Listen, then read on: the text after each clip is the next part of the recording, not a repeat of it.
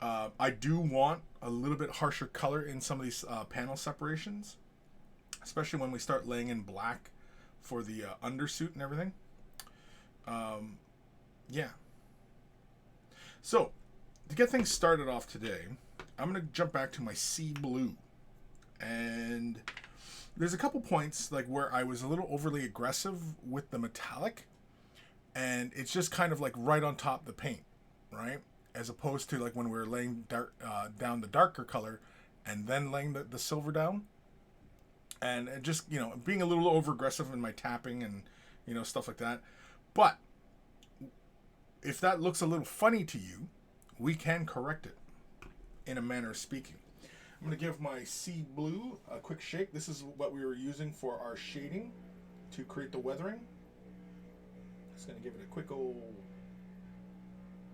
mix in the mixer.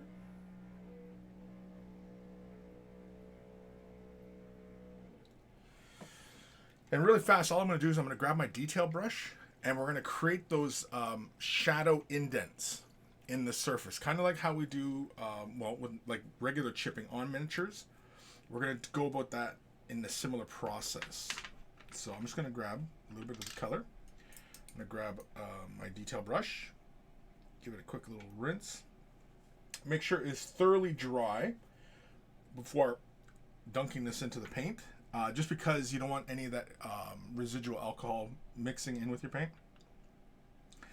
Not that it's going to hurt it, it's just it can over dilute it. It's just like having too much water in your brush, right? It's the same kind of thing. And then so all we're going to do is create the impression of just some little shadows here and there, like so. And just to give us, again, like I said, just that little impression of it. Just like that. And that way it doesn't feel quite as random, and it feels a bit more deliberate, right? In fact, we can do that all over the place here.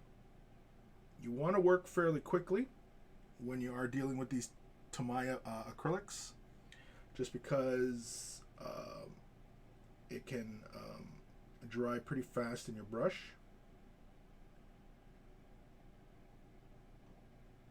Yeah. And then the other thing was, in some other points, yeah, like see on the ankle pad here. So I hit that quite a bit.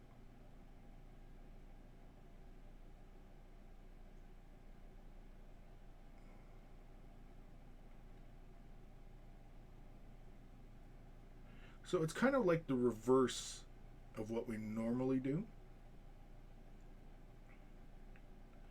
And all I'm doing is I'm just kind of following along with the abstract shape that I had created there. And you can see how now it's given us the impression that, you know, it's a fairly deliberate placement of that paint, which is, you know, kind of a hide your crimes kind of thing.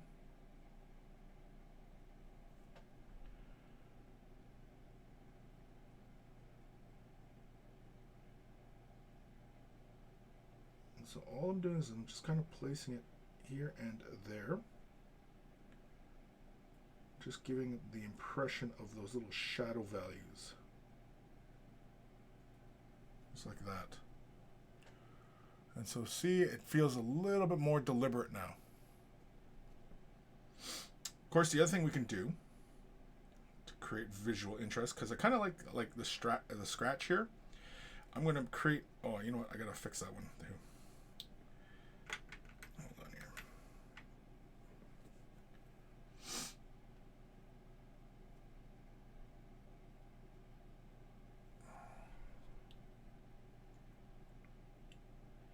So again, all we do is we just follow along, you know,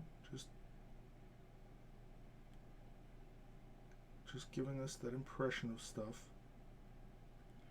right? And there, and so you can see how it feels less accidental and haphazardly. It feels a little bit more deliberate. But I want to continue this idea of this scratch, and I want to have a scratch come across the armor. So really, really fast. I'm just going to grab a little bit of this color. And I'm just going to quickly give it a brush, a quick flick right across the surface. Let's go right here and go. It creates a bit of a run, but that's fine. We could also use a bit of a thinner to thin the paint down so it flows a little bit nicer. But I think this is okay. Just like that. Like that. A little bit more.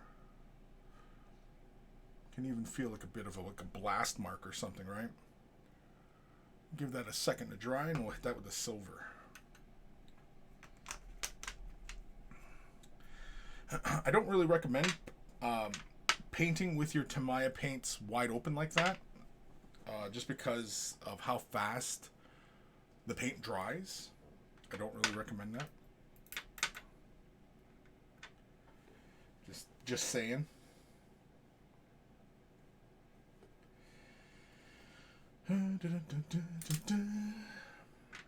Let's give our silver a quick mix. Gunmetal X10, was it X10? Gunmetal X10 is what we're using.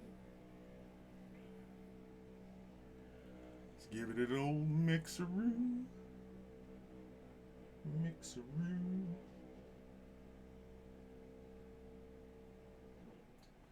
Should be plenty good. And so that initial point, now this is plenty dry now. And where that scratches, we're going to again create that impression of the metallic kind of, coming up on that spot.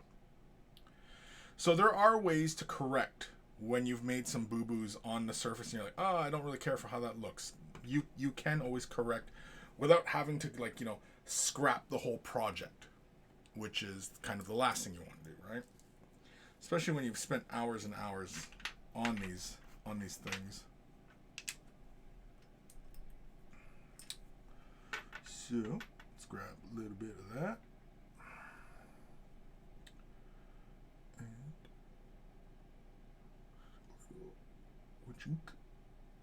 kuchunk, and a kuchunk, like that.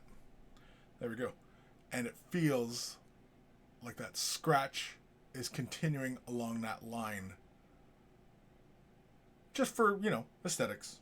It's the only reason for it. That's all.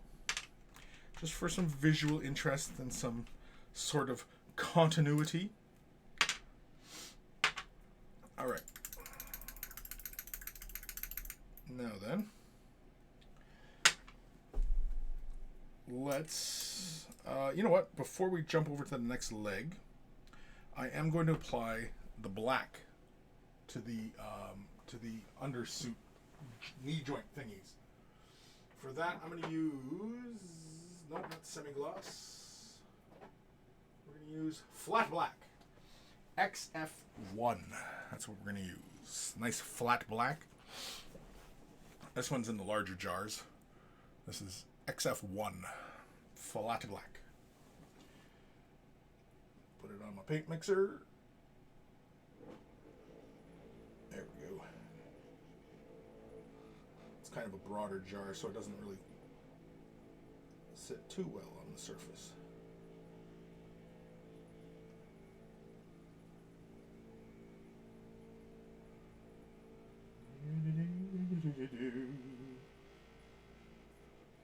Put it on the old tooth chipper. And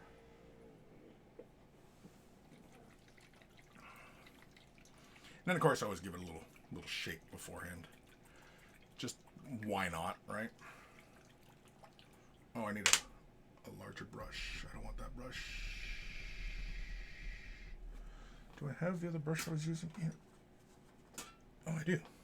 Yeah, we're going to use this one. This is Army Painter. It's a small dry brush, but I often will use this for base coating. It's just a flat chisel brush, but it's fairly broad. But it also comes to a bit of a point, so I can actually, kind of direct it into areas that I want it to. It's the only reason I use it. Again, since it's synthetic, in this whole little series of videos, we have been working almost entirely within Tamiya paints, just because I have them, and I do like the idea of the durability of the paints a little bit better. So I grab a fairly generous amount And the one thing that working with these kind of paints will force you to do as a miniature painter, even just as a painter itself, it forces you to commit to your brush stroke, because basically you just lay the paint down and then don't touch it. And yeah, that can be a hard thing to do sometimes as a miniature painter. You want to go back and forth sometimes, and that is not really ideal, because oftentimes if you go back and forth on a paint as it's drying, it will pull, and that can be a huge pain. It'll just mess up your paint job, so to speak.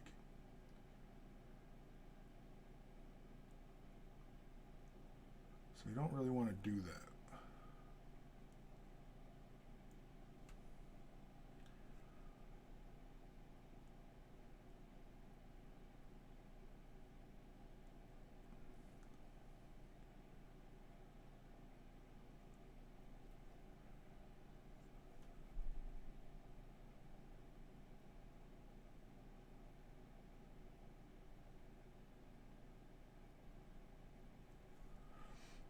Just a little bit on the interior here, just in case. Case of what? I don't know. But you know, just in case.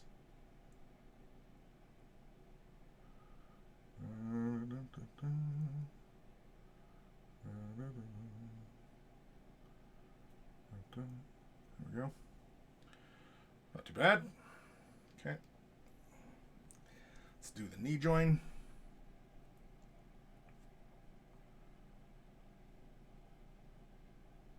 Here we got to be a little bit careful, just because we don't want to end up hitting any other little areas that we don't want to hit, such as the finish that we've created on the red armor bits. Now again, this is mostly going to sit on my shelf, so I'm not too worried about, you know, any of the normal kind of miniature painting aspects, like, you know, people picking it up and looking at it and blah, blah, blah, blah, blah, blah, blah, right?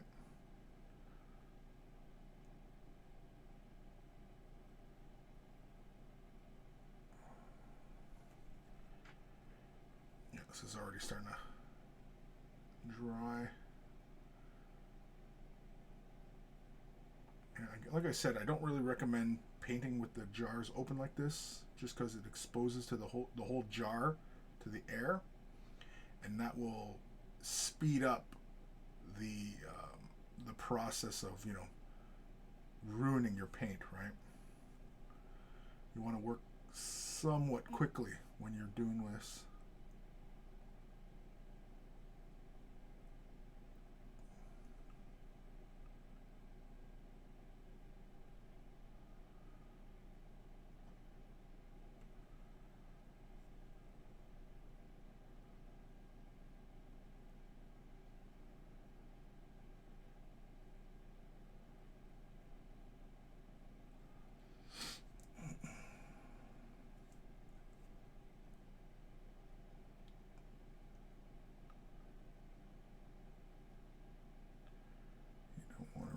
Rush it either.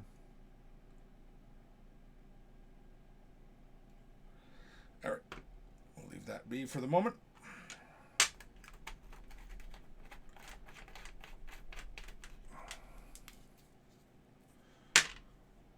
Give it a quick old rinse.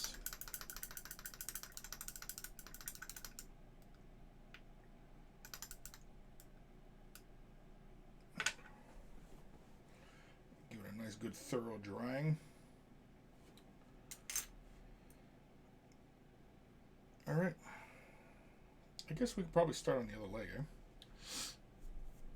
Now I'm wondering, for anybody out there who is very familiar with working with Tamiya paints and the like, is there a similar wet palette type situation when using these paints to keep them active longer? Or is it usually just like these paints usually just end up getting chucked into airbrushes, and so they get, you know, just used up right away?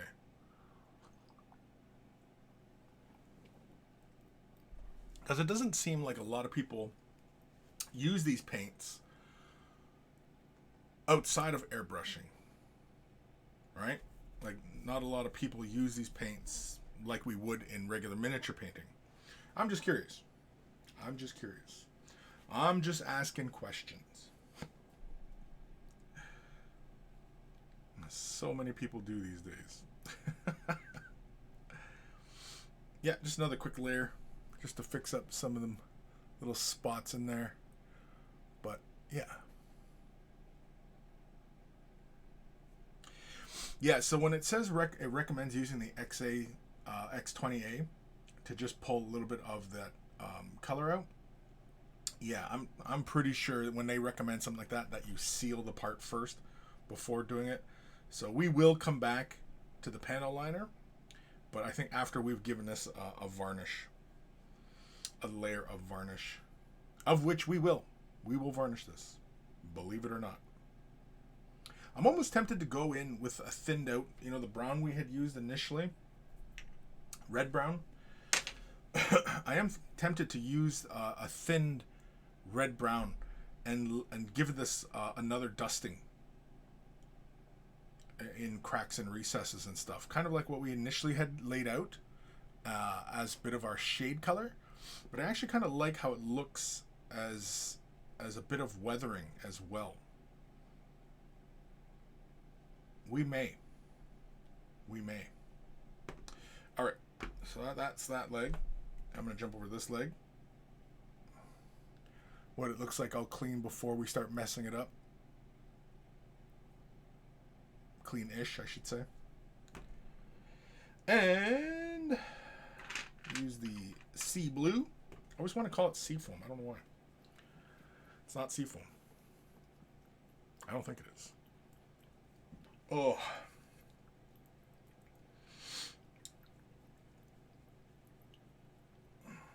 I've already got a little piece of foam all ready to go on my little dabber thingy.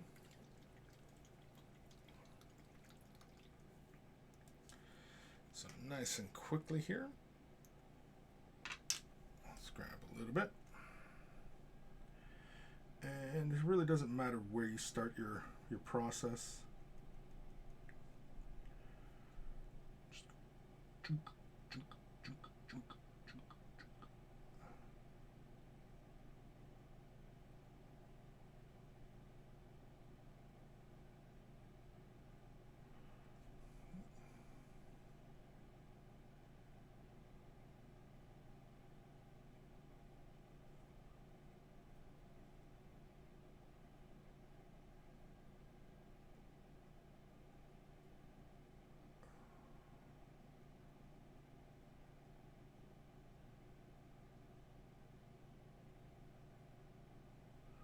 yeah, we're going to pick those scratches out afterwards.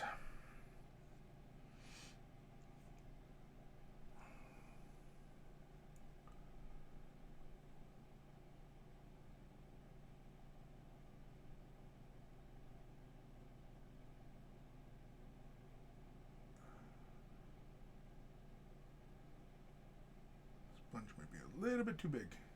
It's okay.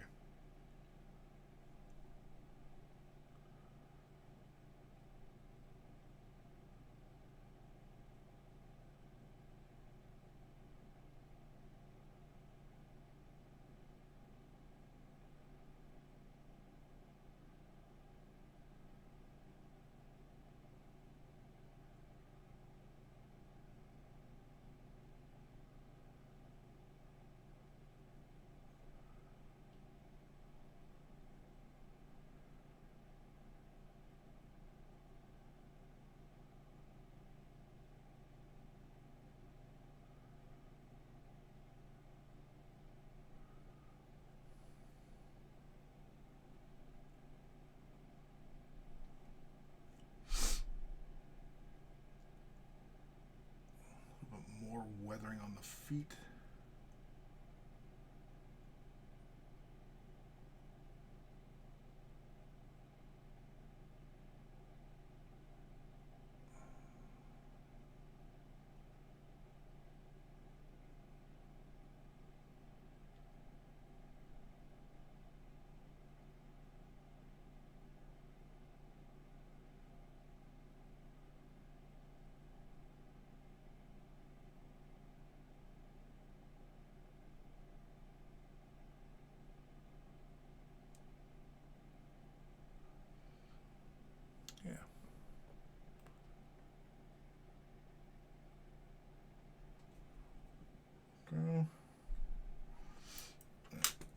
this up though.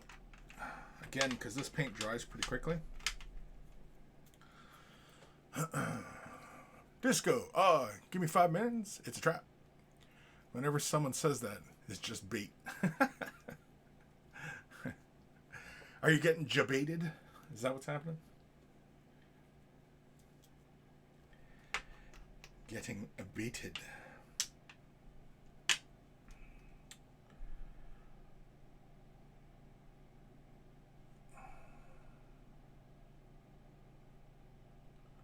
There's some nice big ones there. Also do the bottom of the feet as well. So those will get plenty of weathering. I mean, one would assume, right? Bottom of armor panels and such.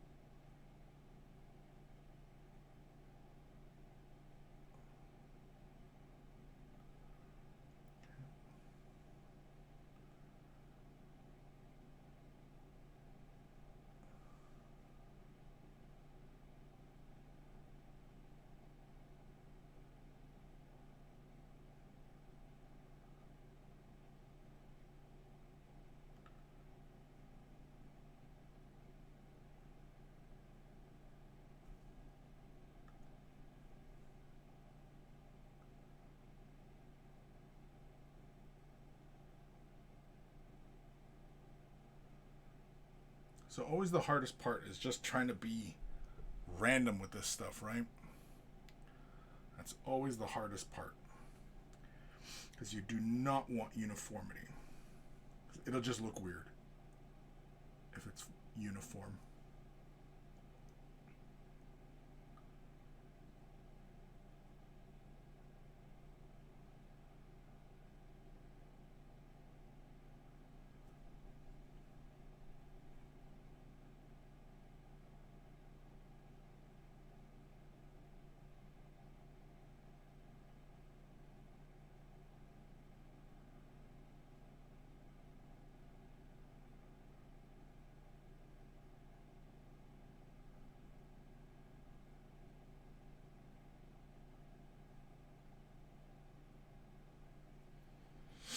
And anywhere where you don't have quite enough, little bits of weathering and stuff like that, you can always come in by brush and, correct it, as it were.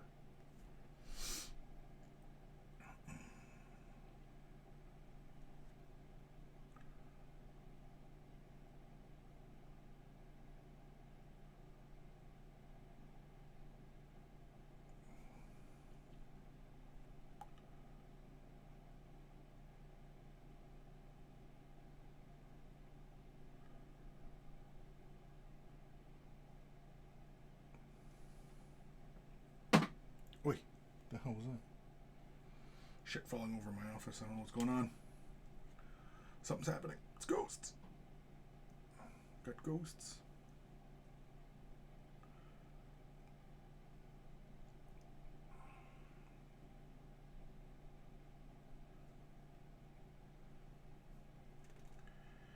Oh, shit.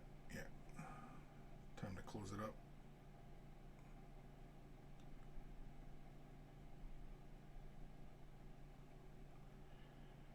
There we go. We're actually going to chuck this sponge.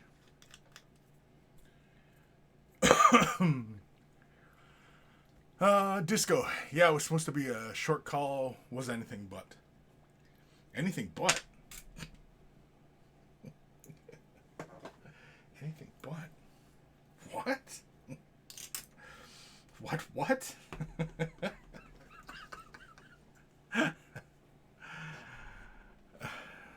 Dumb jokes. It's dumb jokes. Ignore me. It's just dumb jokes. Alright. Let's grab another chunk of sponge. What looks interesting? This surface right here. It's kind of big though, but Eh, we'll figure it out. We'll make it work. That is kind of big and broad, but we'll make it work. You never know me to shy away from anything, do you? Well, some of you don't really know me that well, but I don't.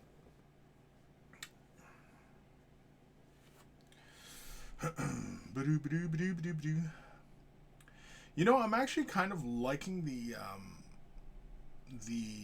sea blue as the shade color, or the, you know, like the underlayer coloring. It's not gray, it's not black.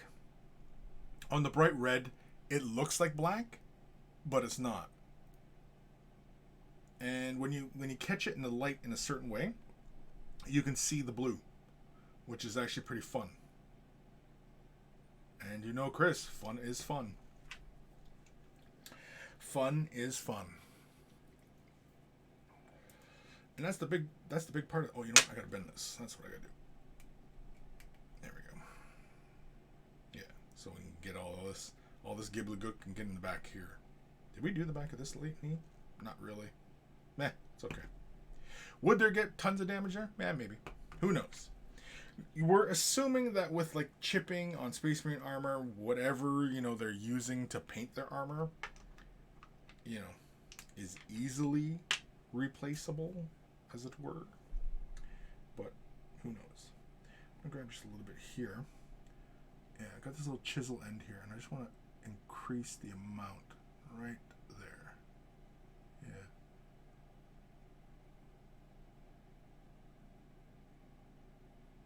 Yeah. That's what I want. Let's do the inside of the knee as well.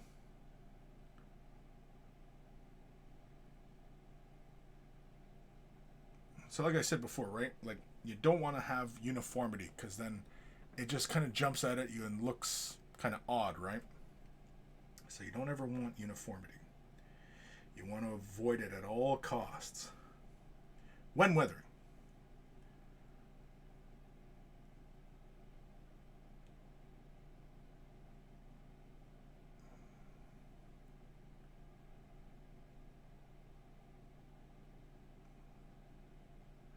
And oftentimes when I'm weathering, I am thinking about like the corners of surfaces and such, and where they would actually kind of get chipped and rub, and, you know, where actual wear and tear might occur. Those are often the things I'm thinking of when doing this sort of thing. But I'm a bit of a stickler like that.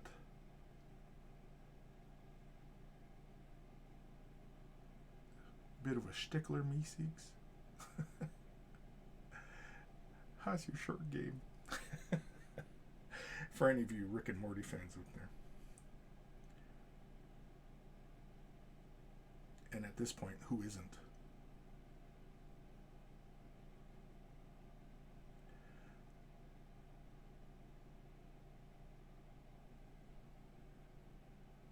Yeah. I think that's fine. Yes, I'm fine with that. I didn't want too much. Oh, shoot. No, I still need this blue, though.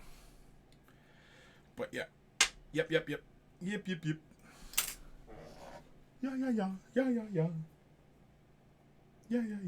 Anyway, yeah, I need this because I'm going to do the fine scratches.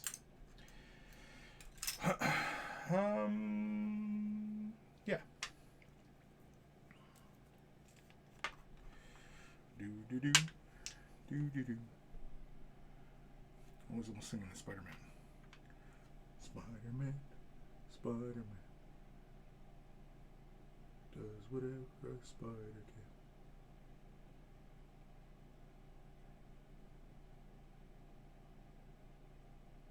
There.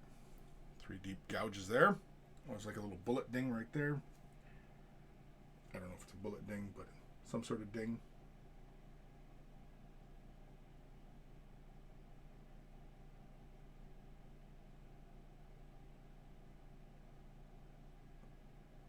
There's actually a ding right here too. We'll fill that in. Right there too. Oh, some dings up here.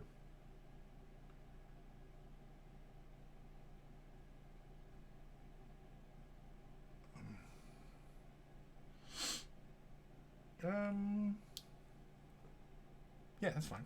And you know what, on the iPad here, we'll do just one little scratchy. Well, actually, you know, let's make a bigger shape right here. Let's fill this in a bit. Go for a nice big chunk of weathering here. And then maybe a scratch. And an impact. There we go. Yeah. Just like that. Kind of like what we did on the other side. If it looks too uniform, well then obviously I messed up and I'll have to offset it. I don't know if we'll do any kind of like rusting. I don't really I'm not really sure on that one. If we'll do rust.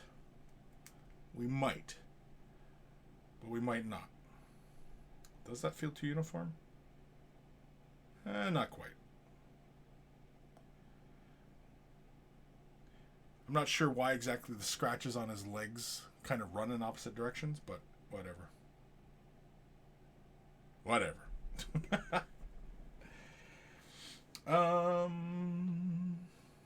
How's this black looking? Oh, right, we got to do the interior knee.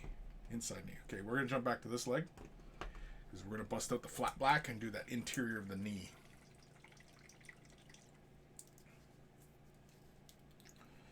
Spider-Man, Spider-Man, does whatever a spider can.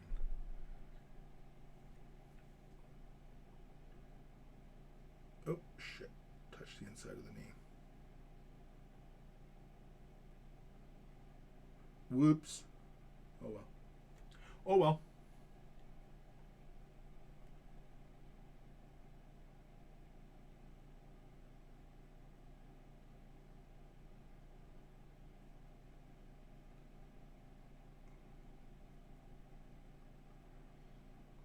Spider-Man, Spider-Man.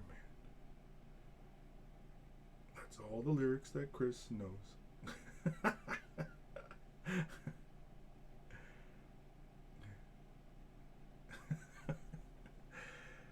Chris, how can we keep singing the same damn lyrics? Because I only know the same damn lyrics. Anyway.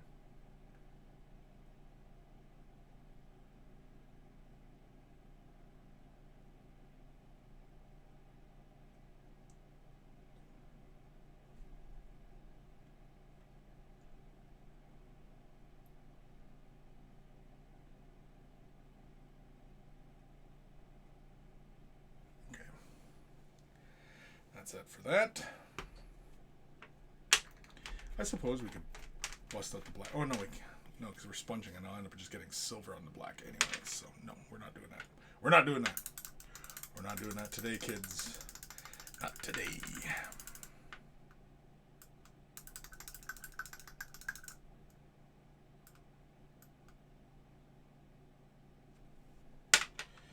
Make sure that's nice and dry. Alright, let's bust out the silver, the gunmetal. Gunmetal is X10, that's what I use. Now, on camera here, it actually looks pretty bright, but it's not. But it is. But it's not. Like, when you're looking at it head on, it looks gray. But when it, like, really picks up the light, yeah, it looks really, really bright. But it's not. But it is. But it's not. Grab another sponge. And yeah, we'll use this end right here. I kind of like this little shape right here. Again, that's entirely up to you. I would recommend, though, to avoid doing what I was doing last episode, where I was using kind of a small chunk of sponge.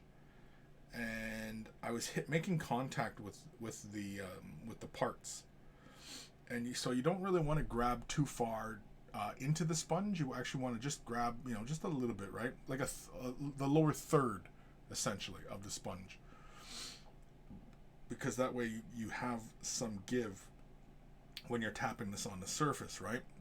because you really don't like how I was ending up with some of those big splooches was because I was pushing too hard and it was making full contact, right, with the tweezers here, and that's what was causing that. Because basically, as the paint was kind of drying, I was working my way around, I was like applying more pressure, and that's what will cause those things.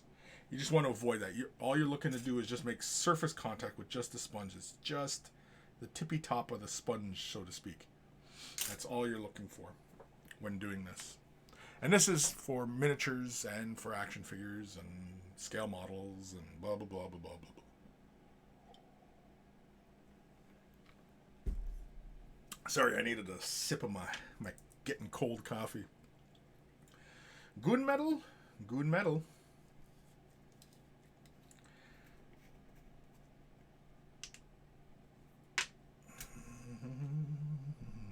Yeah, we'll start with the knee. We'll always start with the knee, I guess.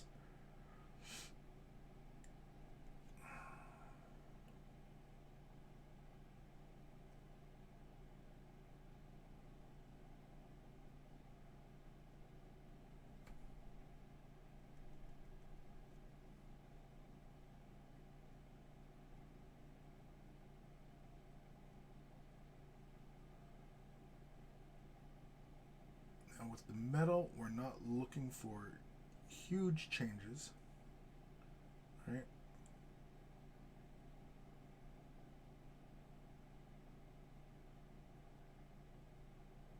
Yeah. It's always just that kind of look. More subtle. Subtle. It's the art of subtlety.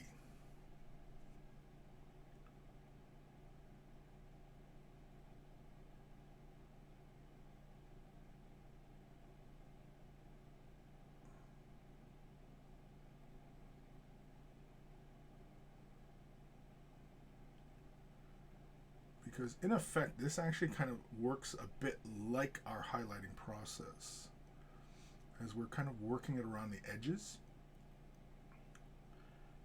and that gives us more highlights, so to speak.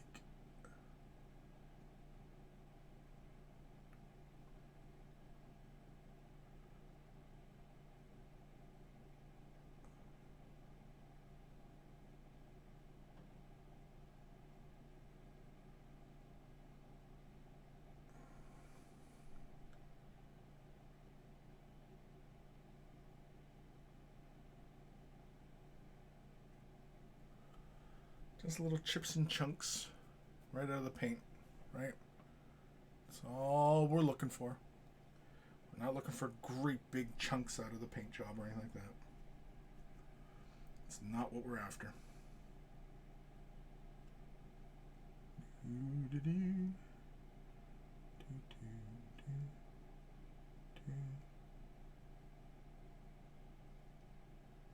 Really just catching just the edges.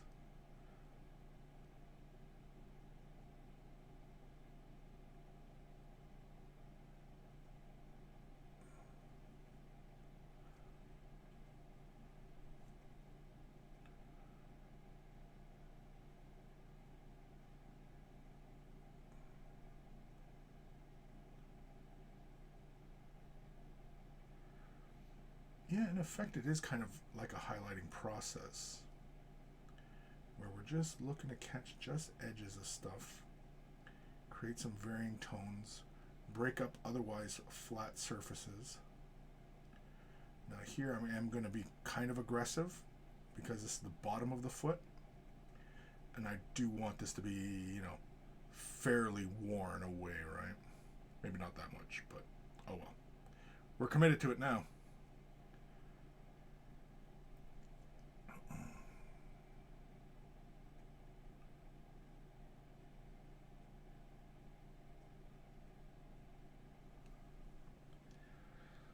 That.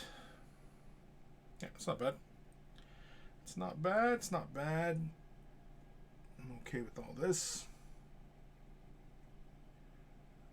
Do, do, do, do, do, do, do, do. Yeah, see, when I get those little circular spots, that's because I'm applying too much pressure. Just like that. foot. The foot. Actually, let's shake up the paint. It's been sitting out for a bit. Man, you guys are quiet today. Quiet. Do do do do do do do do do do.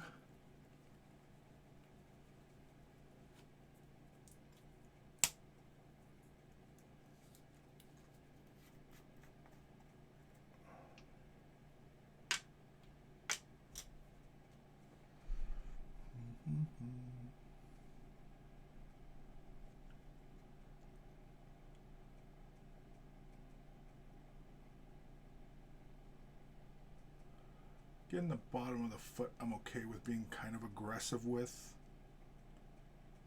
Just because it's the bottom of the foot, so to speak.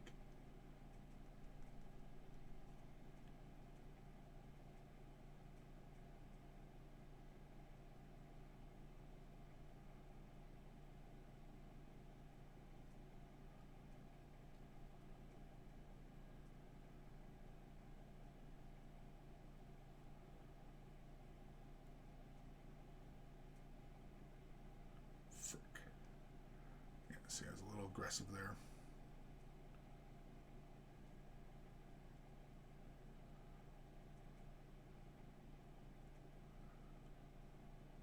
It's okay. We can always correct that. Not a huge issue. Unless we make it a huge issue. But it's not a huge issue.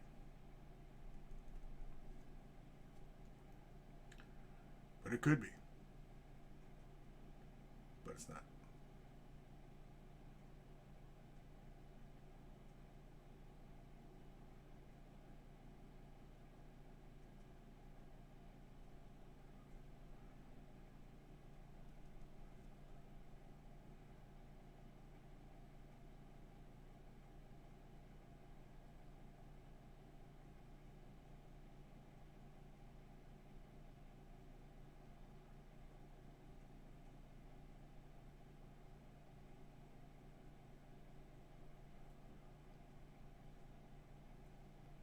Get that side when we open that leg up.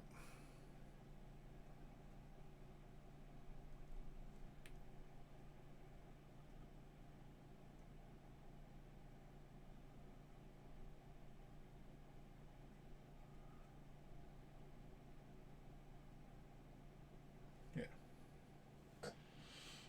There we go. In fact, I'm going to chuck this sponge.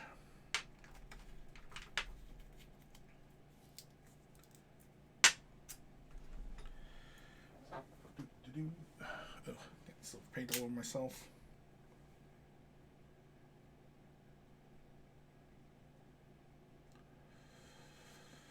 Yeah, we need to get a little silver in there and do the front here. Yeah.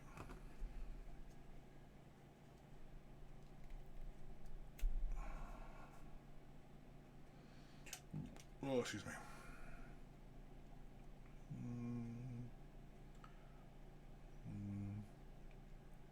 We'll grab this little chunk right here. It should be fine. Oops.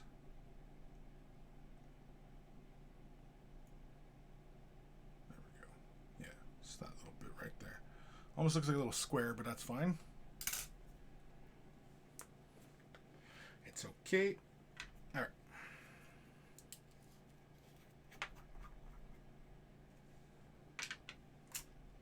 I'm grabbing my detail brush here as I'm going to do the little scratches.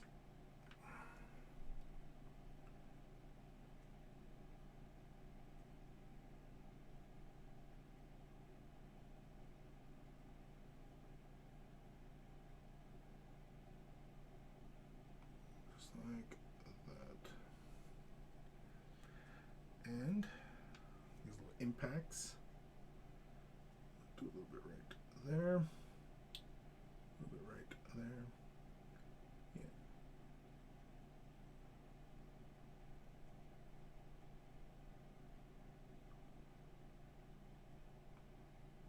Yeah.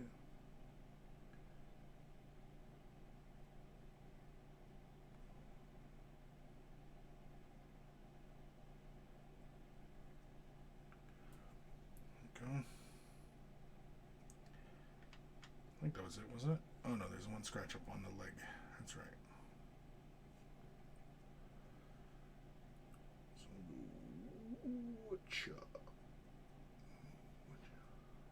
Yep. It looks funny right now, but it won't look so ha-ha funny in a moment.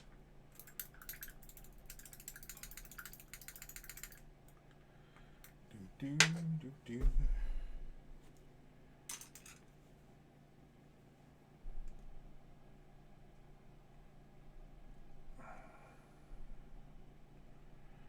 Let's do the inside here.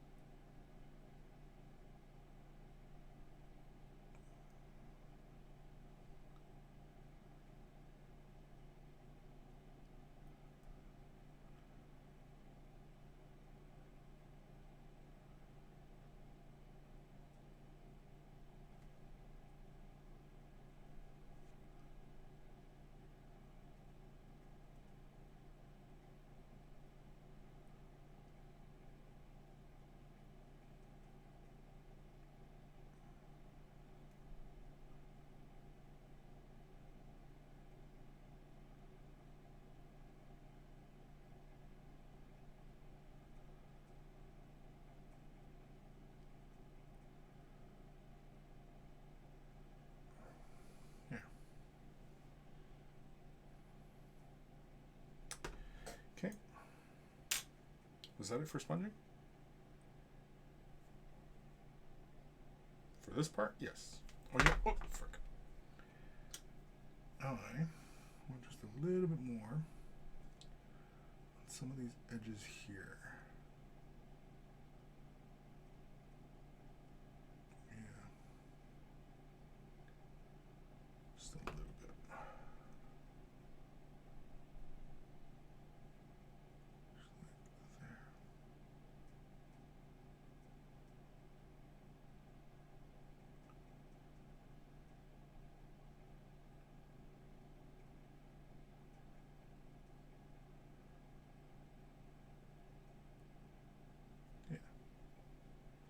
Yep, I'm okay with that. Give that a few moments to dry, and then we'll come in with the sea blue again, pick out the shadows. Now, if we really wanted to, like add a bit more depth to like some of the rusting, we could also take a bit of the red and orange. I'd rather make a mixture, but again, I'm kind of like out of my red. I actually have the wife picking me up some today, actually. I don't think I have. Yeah, there's like next to none. You can see it. It's gone. It's all gone. I probably should keep the jars though, right? I just clean them up. Red flakes everywhere. I don't know what I'd keep the jars for, but you know. Isn't that what we do as wargamers? Pack rats? There are these doodads on the back of the legs. I suppose those should get picked out in metal, right? I don't know. These little doodads on the back of the legs are typically, are they done in metals or are they done like what? I don't know. I don't know. Are you Star Wars? Chris, your wife makes paint from natural pigments? No. I don't think so. Why? What did she tell you? Did she tell you the secret? Alright, I'm just going to grab some sea blue, and we're just going to kind of clear up some of these little chunks that are kind of bugging me, like this one here.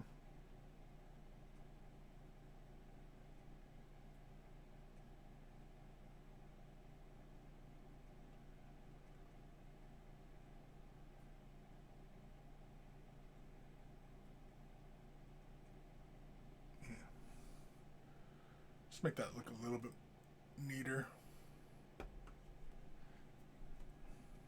No, she's picking me up the paint. She's not making it. Jeez.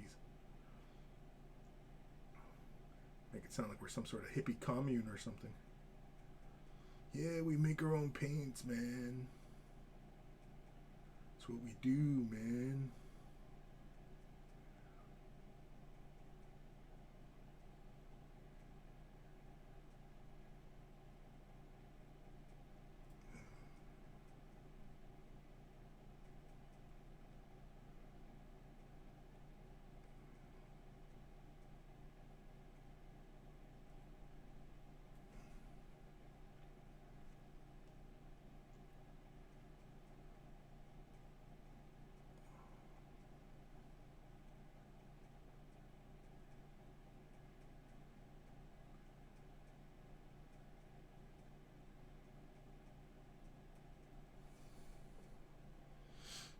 So, just want to get a little overly aggressive with it. This side over here, I'm not too down on, but I do want to make some little alterations.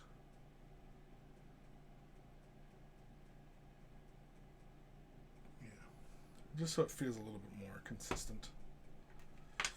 All right, I think that was it for those little boo-boos I had made. Next, grab the flat black.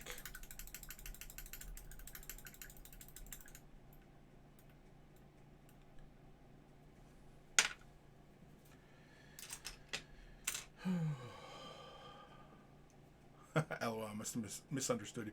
Yeah, man. Yeah, we buy paints around here. We don't make our paints. Are you kidding me? That's some next level Jedi shit if you're making your own paints. You know, like, well, I guess if you, I don't know if you know, but, like tattoo artists, they'll often create their own pigments, as well as making their own tools, their own machines. Yeah, it's a kind of a rite of passage, as it were.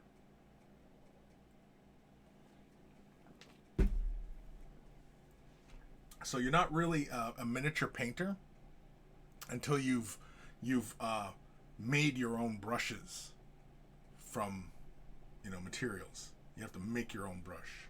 You have to make your own paints. Then you're a Jedi. Disco, closest I come to mixing paint is taking green stuff world metallic pigments and mixing with medium. Sure. But I mean, like, you know, you can take like a black and a white and mix, and, you know, there's plenty of ways to go about it. That's the fun part of painting, man. Just mixing and playing, figuring out stuff.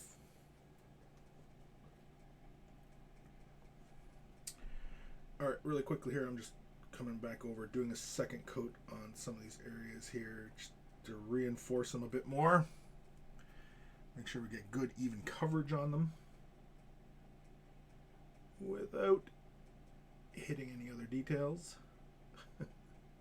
as best we can.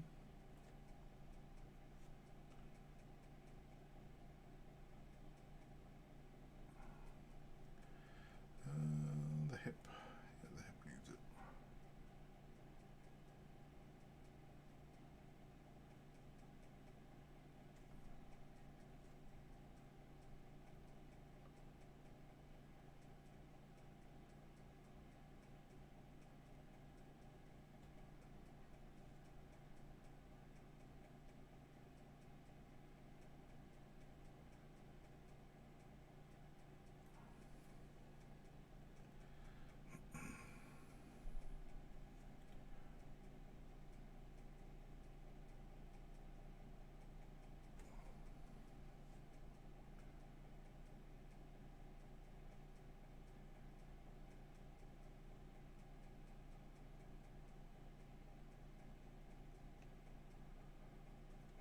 Okay.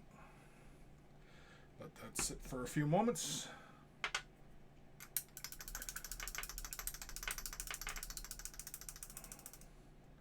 rinsey my brush. Try and make sure it should thoroughly dry. Let's do the inside here.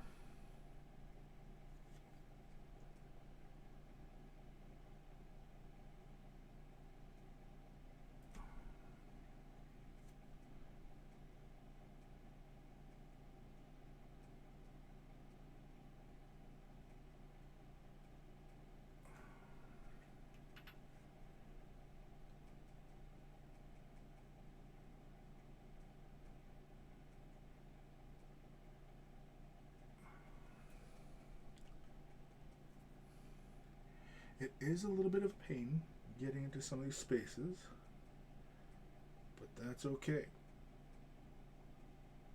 We will endeavor to continue our efforts. We will press on.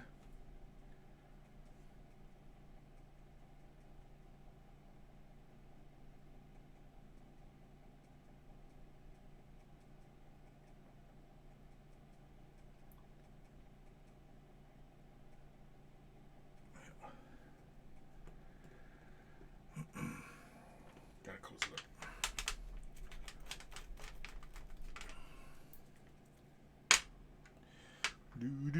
Do. Rinsey rinse. Anybody who may have missed it earlier, my rinse is 70% ISO. In case anybody was wondering. And when you do rinse, you do want to make sure your brush is thoroughly dry before going back into the paint, because it does funny things. Give that a moment to dry. Yeah, that looks a lot better. I nicked that one spot there. Oh well. I'm not too worried about it. Not too concerned. Should I be? I don't know. Am I? Not really.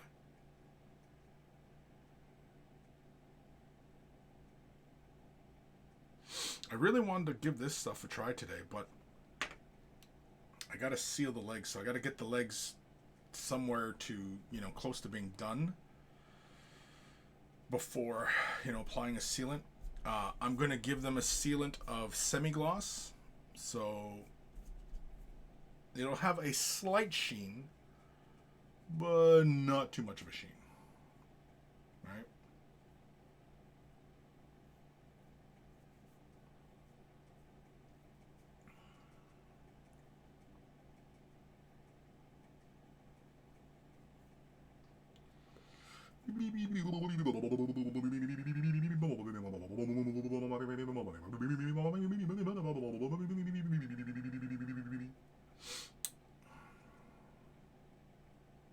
Terrible habit, putting your fingers in your mouth. All right. There we go. We'll come back. Yeah, it gets a little bit there. The rubbing. Maybe I will have to go to an enamel for the joints and stuff, because an enamel should hold up to any kind of, wear and tear. This, by the way, is mine for wear and tear. Yeah. That's what I'm thinking. Well, we got some legs going on so far. All right.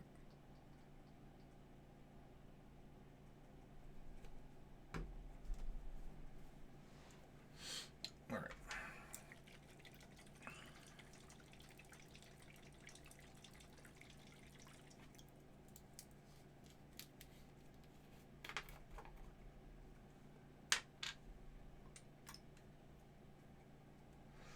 Let's do this leg first.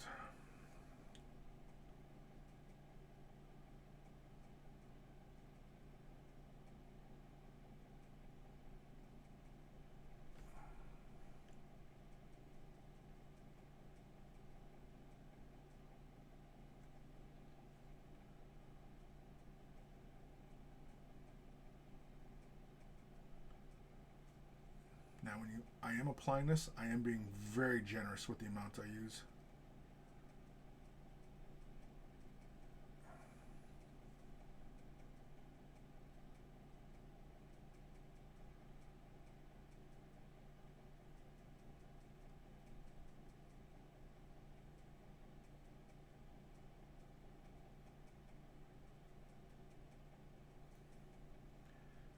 Go.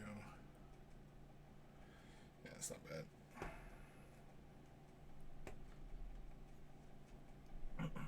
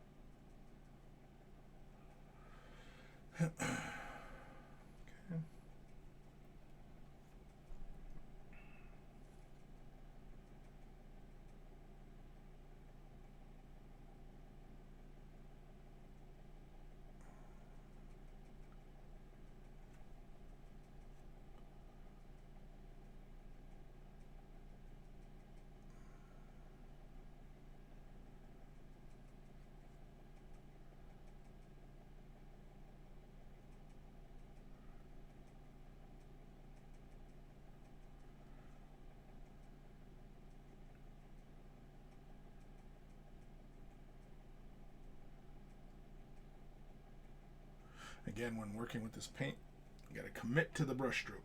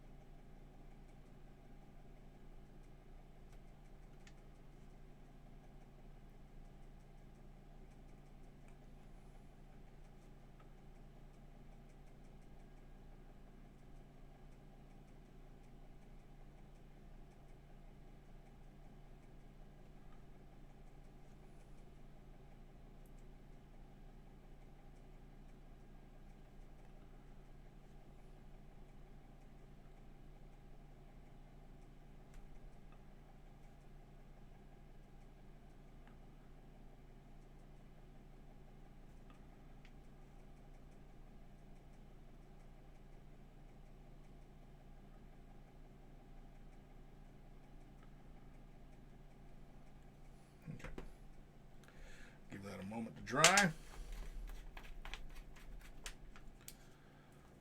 Of course, knock it over, break it, bust it. Oh, what time we at here? Streaming for an hour 10.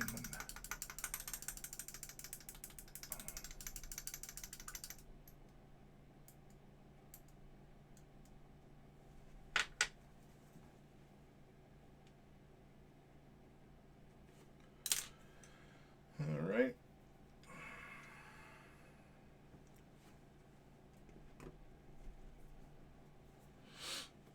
I'm out of coffee. Son of a bitch.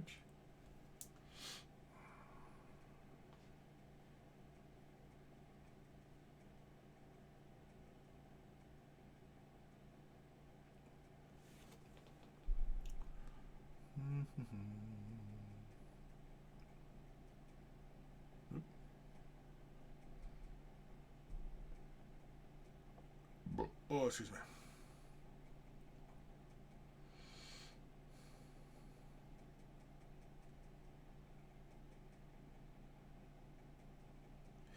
Yeah, it is tempting to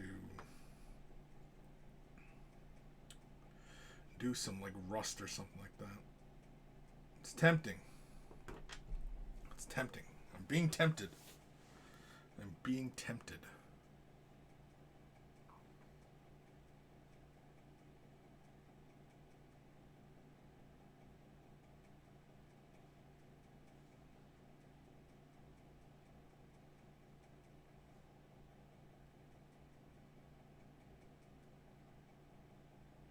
It is tempting. Well, what shall we work on next? Well, we gotta wait for this black to fully dry. I can still see some spots there where it looks a little dark, so I will leave them be for the moment.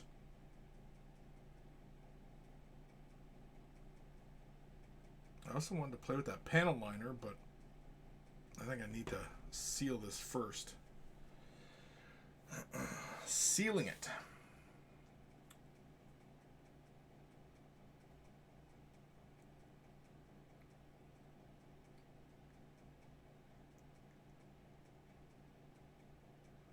Okay, so these doodads on the back of a Space Marine's leg, these little circular things right on the back, are these the same thing as the body, like the same color, or are they like metal, or like what's going on with these?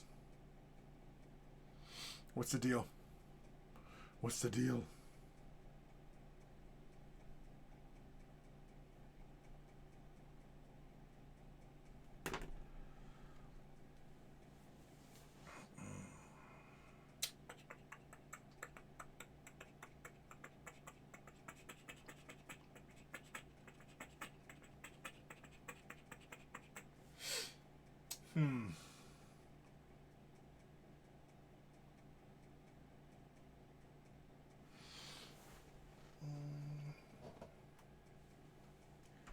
Guess we can work on the pelvis. Yeah, we'll start working on the pelvis. Yeah, because once we get the pelvis done, then we'll just attach it. Maybe. Possibly. Hopefully. How's that all look? Yeah, you can still see like a bit of shine there. That was just from the shadows. Disco. I paint the one on my Space Marine metal, yeah? So you paint those little doodads metal? Yeah, I suppose we can do metal. Because I got like these little circular doodads here on the thigh pad that I'm guessing could be metal. But there's one here that looks like a little light bulb or something. I don't know. Do I paint it up like a light bulb? I don't know. I don't know. So we'll go to the pelvis next. Everything, it just looks so different by comparison, eh? Like once you throw that weathering on, it just breaks up all that surface and everything like that, versus like when you work with it in a clean fashion like this. Anyway, it just seemed funny to me. All right, so let's grab a sponge.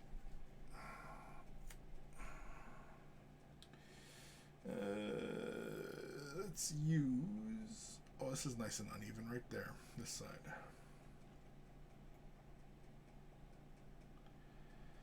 Yeah, so when I'm doing this, like I said, like I'm looking for like unevenness. You can see on the surface there how it's not a flat surface. It's very bumpy and everything. Yeah. That's what I'm looking for. That's what I'm after. It's what I'm after. All right, so we'll put the legs over there for the moment. We're going to grab our sea blue. Let's do some chipping, some weathering. Now, on this part, I would imagine a lot of weathering on the inside of the groin plate. I would imagine a lot of weathering on this upper portion as well, because this is like where the torso would flex. I know, I realize I'm overthinking this, but yeah. Right? Because he bends this way, and so you'd get like a lot of chipping in that section like that, right?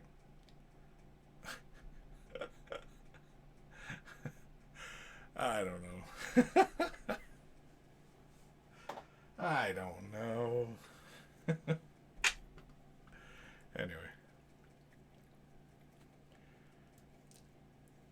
If you're watching the stream, you would have caught that. If you're not watching the stream, and you're just listening, you wouldn't have seen that. You're probably for the better for it too.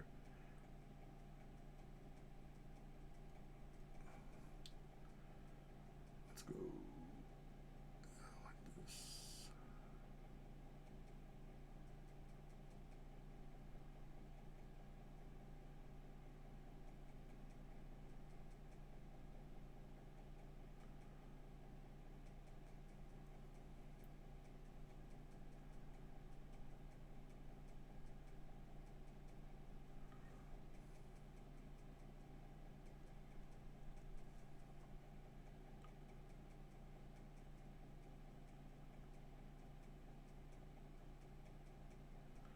Let's get a little bit on the belt buckle here too.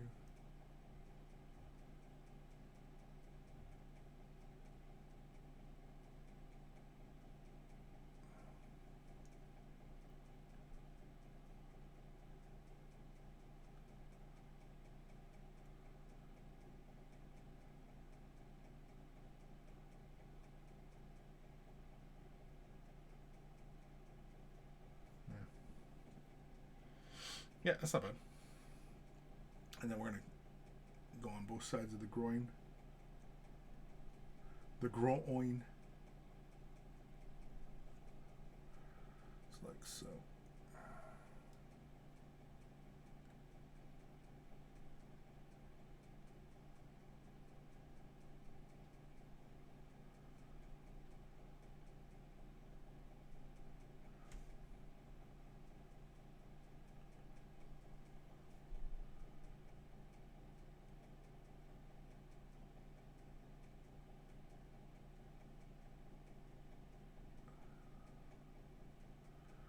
Yeah.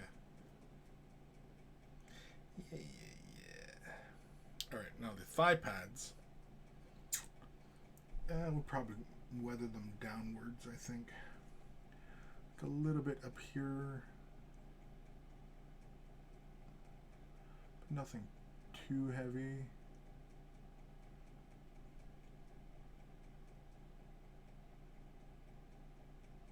Where's the bottom?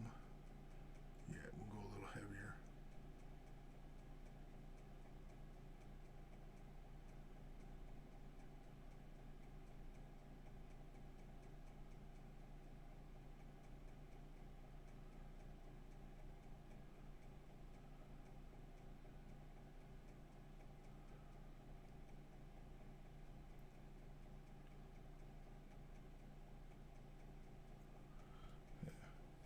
Something like that.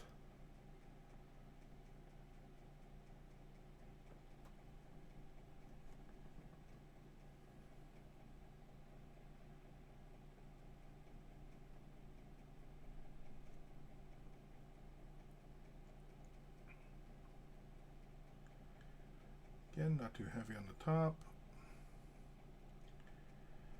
But as we get to the sides, we can get a little heavier. Especially like on the forward edge, where, you know, he's getting shot at a lot.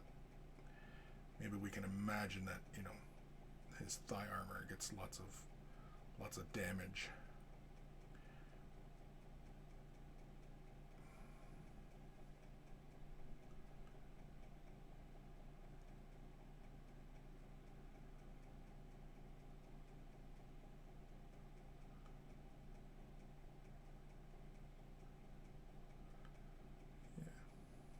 That. I'm okay with that. I'm okay. The back piece, I'm going to lay a lot down on this sides.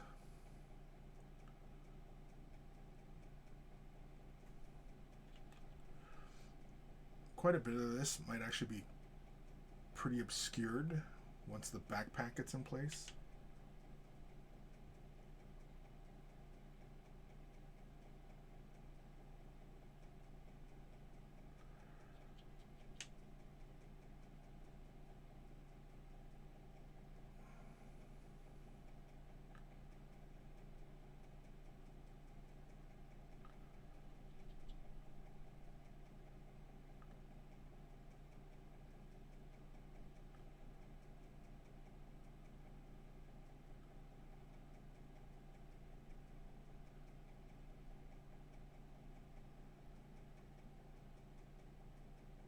Yep, that's not bad.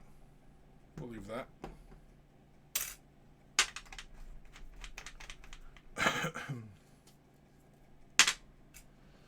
Chuck of the sponge. Chuck of the sponge. Yeah,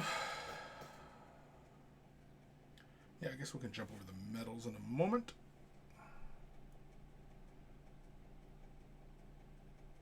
I'm gonna lay the black down on the ribbing.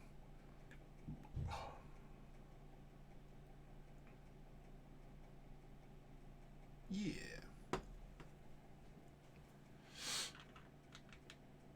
Actually, we'll jump over the black now because we gotta finish this leg. Yeah, because we gotta put a second layer down on the ribbing details. The ribbing for her pleasure.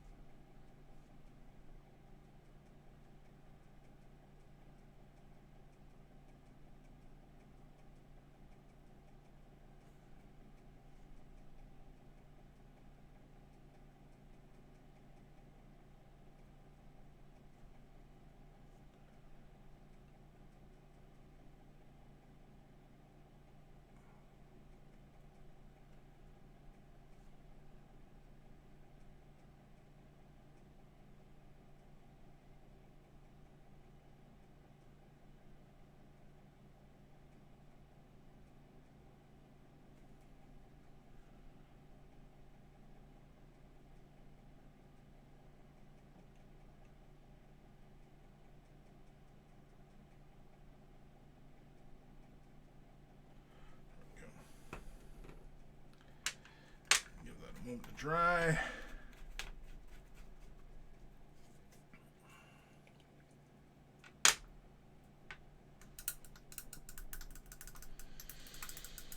Oh.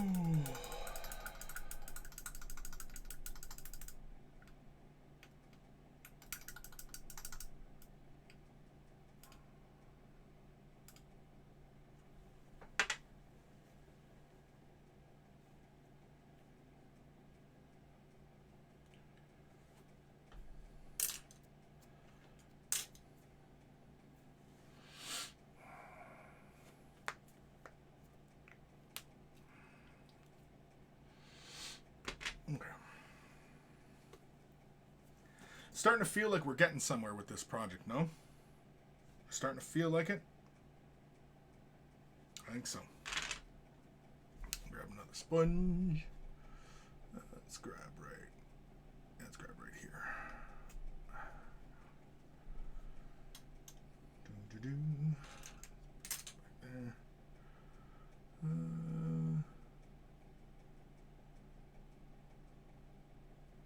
Yeah, you know what? Let's grab this section right here. Right like that. Yeah, that's kind of fun. Again, the randomness of grabbing the sponge and, you know, how it all conforms gives you nice random, you know, splooches. Splooches? Is that the right word we want? Splooches?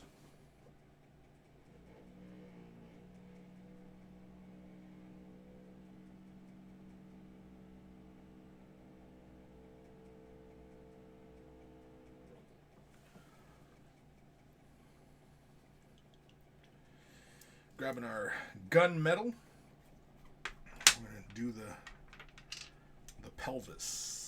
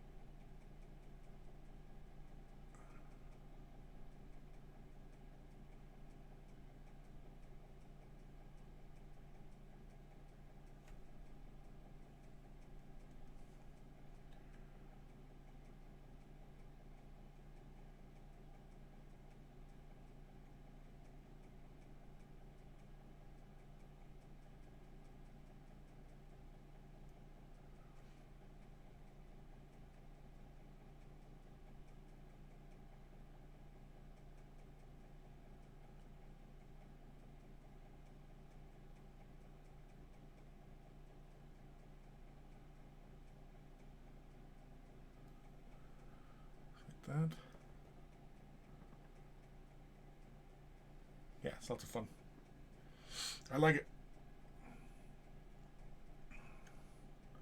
So far, so good. I haven't done anything catastrophic to my figure yet that I, feel like, I gotta frickin' start over again or something like that, So I'm feeling good about things. I'm feeling pretty good.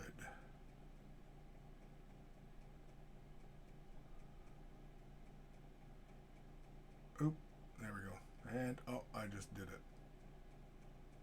I was just saying, I felt good about everything, and I just buggered that up. That's okay, though. Because, again, like I said, we can fix that. We have the technology. We can fix that. Maybe we can't. I don't know. We will.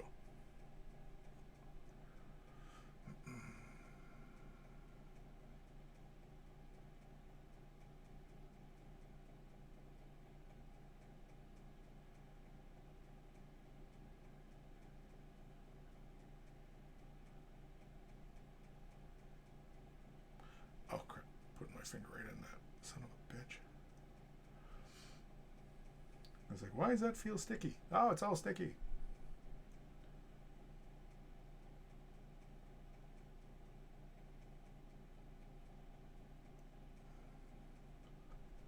Yeah. Yeah, me likey. Me likey.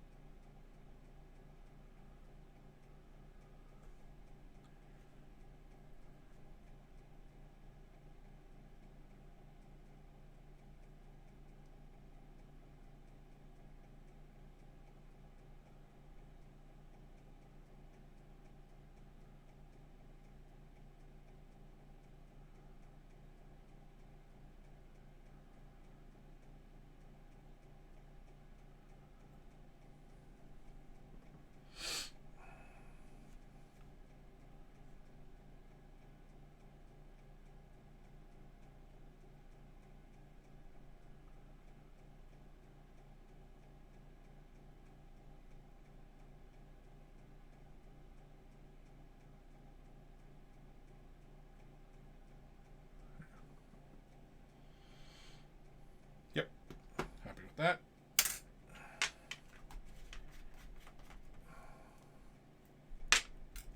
Check the sponge. Okay.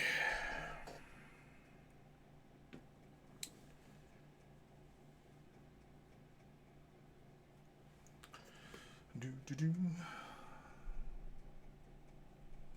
Let's get inside that knee again. Yep.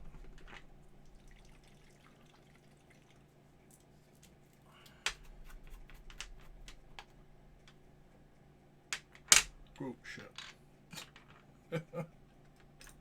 almost knocked over my jar of paint.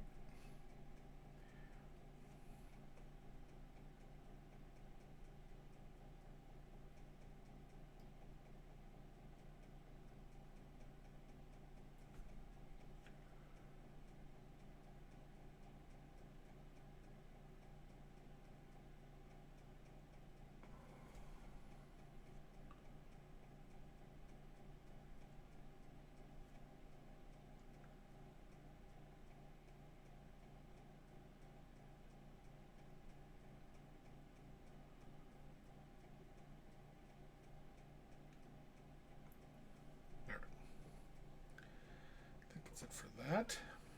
So let's start on the inside.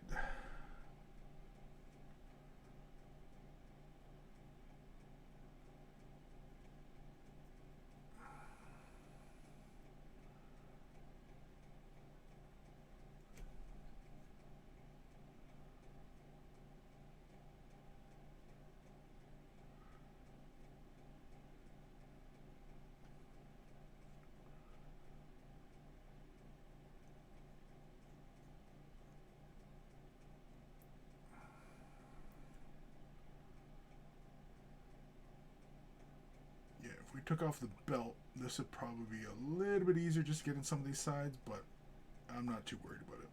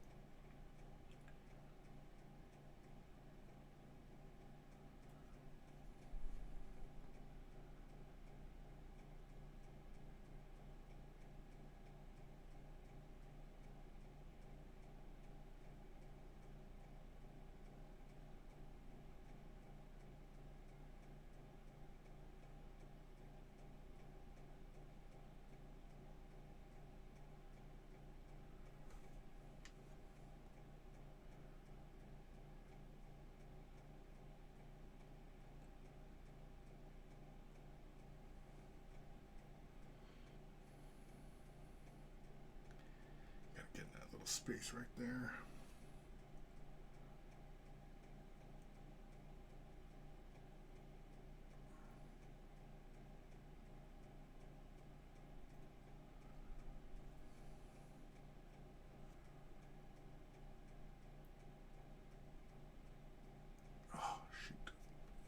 Shoot.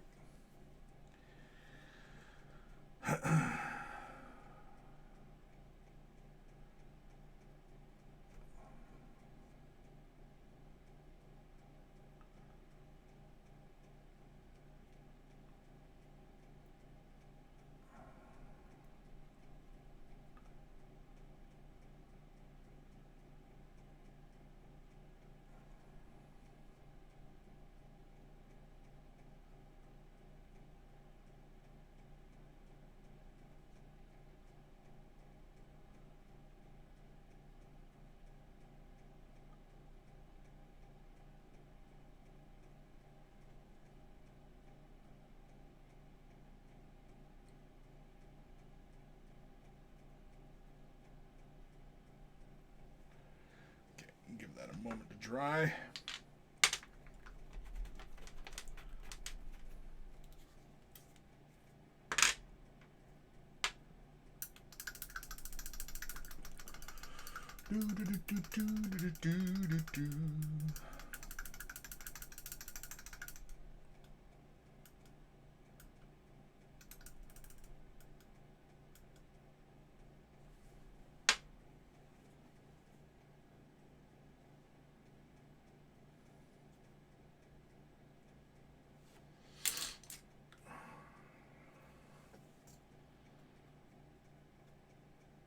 Well, that's drying. You know what?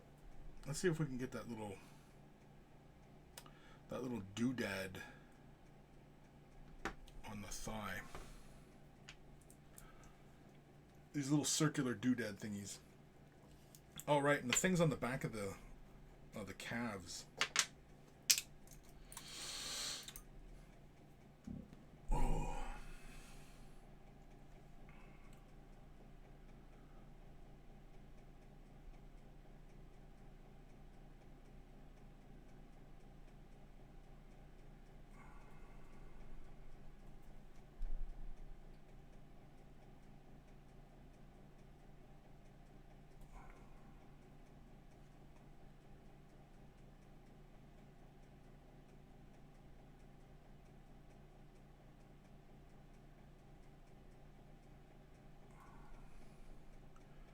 Okay.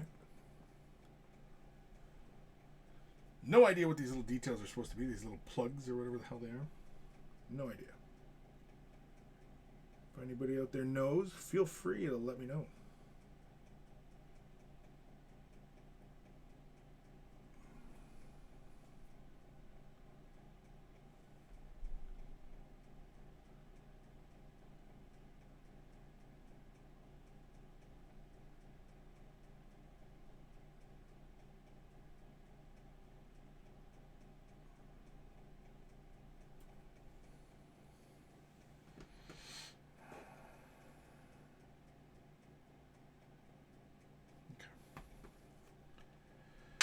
That a moment.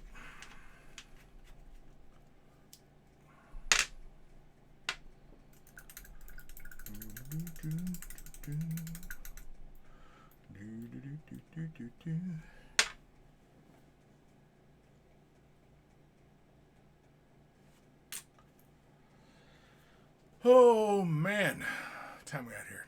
23 minutes left of the stream.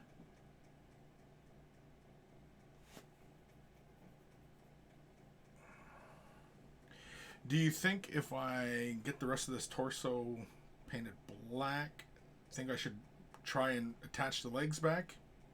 I probably should, right?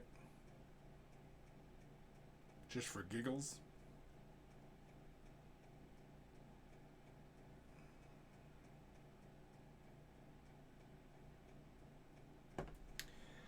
Yeah, just for giggles, I suppose. If it'll end horror.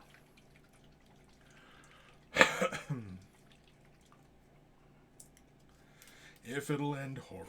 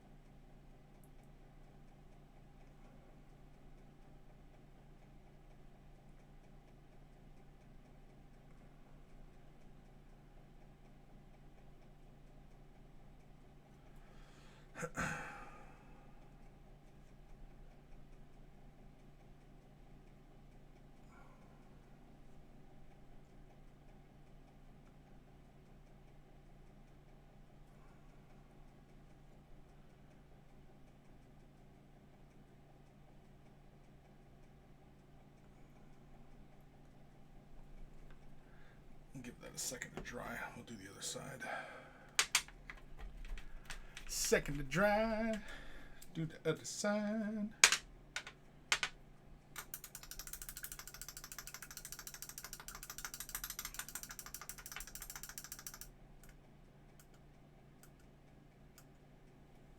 I think that's starting to become a little bit saturated with color now. My little alcohol rinse. So when I wipe it off, I can see like a heavy amount of... It's starting to look like more like the paint now. Give this a few moments to dry.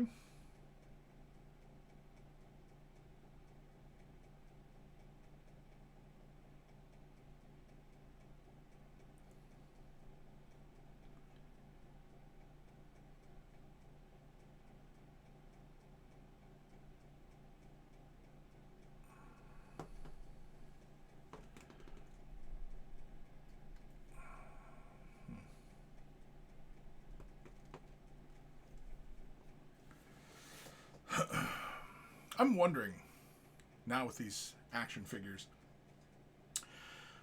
if they should have cast them in black plastic or even white plastic, dependent upon, you know, like the color scheme that somebody wants to go with. Gray is fine, but if the color scheme's bright and you chip the paint to the, you know, the material, that gray plastic will show through. And if it was black, you know what I mean, and it would look kind of different, it would look more like weathering as the action figure was, you know, beaten up, right? As opposed to, you know, I don't know.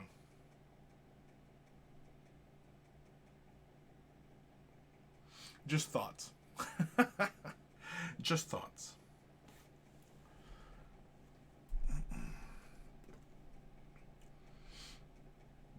Oh, man.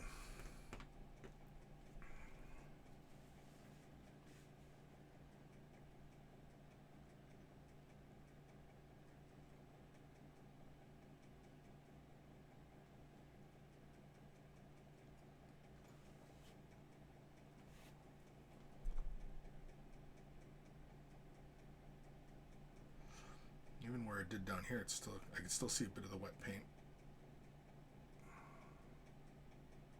I mean, I could hit it with the dryer just to speed it up a little bit, but meh. Meh. Meh, meh, meh. Meh, meh, meh, meh, meh, meh, meh, meh, meh, meh. Meh, meh, meh, meh, meh, meh, meh, meh, meh, meh. Yeah, this is what I do in my office when I'm by myself. Just sit here.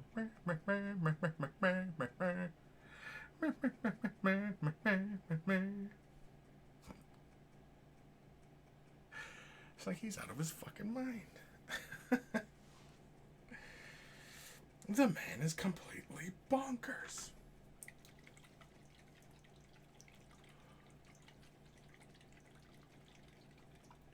Here's some shaking paint ASMR for y'all.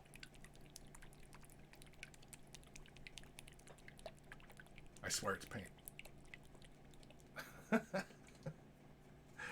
I swear to God it's paint.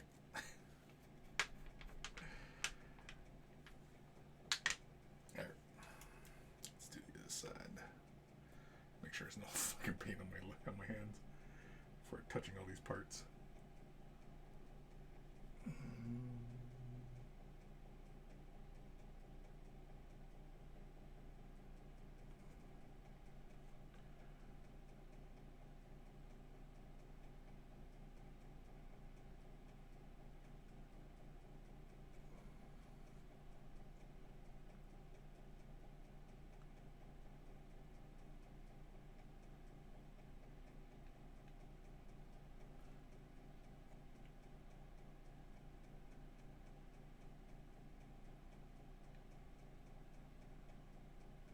Do do do do do do do do do.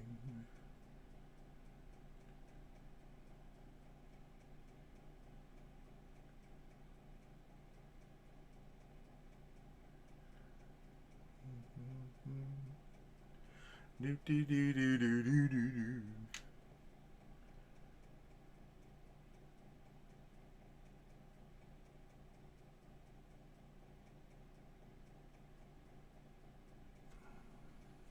Do do do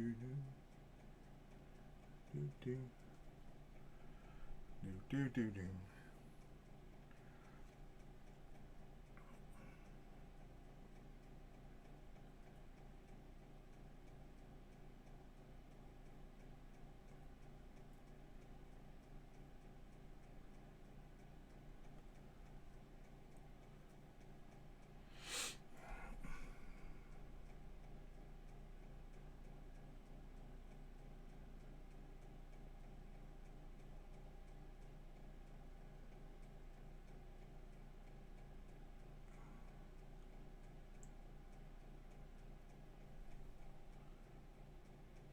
All right. I think I just want to touch up some of these little spots in the front here and wait till that dries.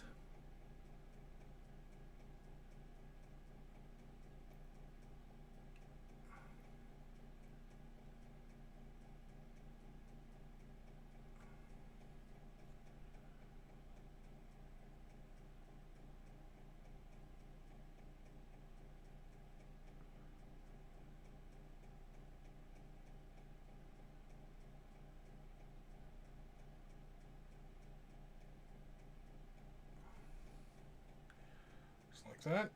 Just wait till that dries. I can see a little spot over there. I can see a little spot. Thermicus, the shaking ASMR is just as bad as the chicks licking the mics. So you're saying is you don't like it? I mean, I'll be honest with you. I'm okay with, licking of the ears and shit like that. Like, I'm not into ASMR. I don't really shit on anybody who's into it. I get it. I mean, when you have headphones on and they're doing that, yeah, you do get the tingles. At least I do. And, again, like I said, I get it. But it's not something I tune in for. Yeah, like you're not going to catch me, chilling out listening to that. Not often, anyway. Having said that, I'll be tuning in later. Oh, shit. Ah, damn it. I touched that. I can see my frickin' fingerprint. Frickin' frick. A bunch of fricks.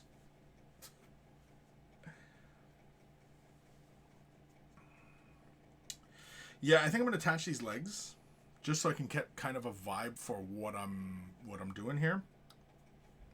And then I think I'm going to have to seal these legs. I'm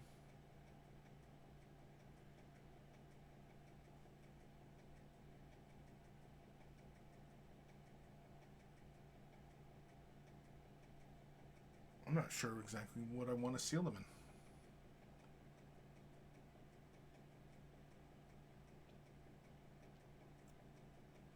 I mean, honestly, I could probably give them a layering of Future. Just a thin layer. It's glossy, of course, because I do want to do some pin wash, essentially with the panel line, right? And yeah. But then once that's all completed, cleaned up, and everything like that, I can always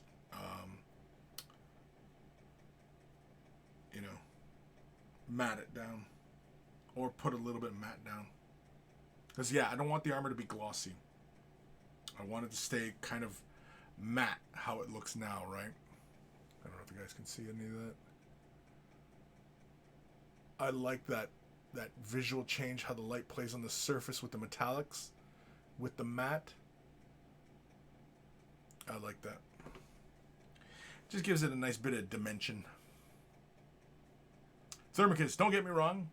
Find the niche, just not my thing. Yeah, same here. I mean, I get it, but it's not my thing. Because they talk about how it gives you the tingles. Well, when you have headphones on and you're listening to it, yeah, you get the tingles. At least I do.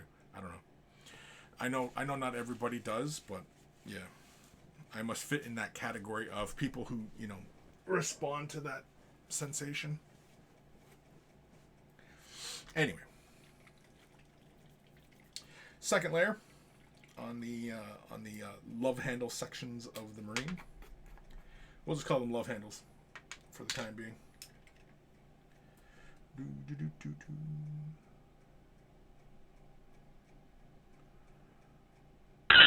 Oi! Shit, bro. That scared the shit out of me. Oh, somebody on YouTube. That scared the old crap out of me.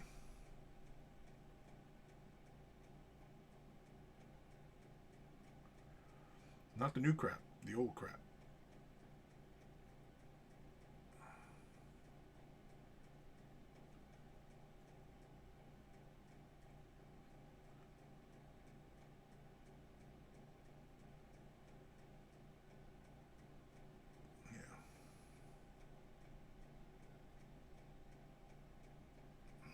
Spot over here.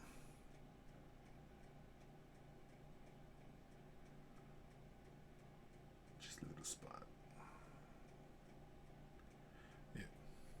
Yeah, it'd been a little bit easier to get into those spaces had I taken the belt off. I didn't feel like it, so didn't. Didn't. Which only makes sense, right? If you didn't feel like doing something, you just don't do it.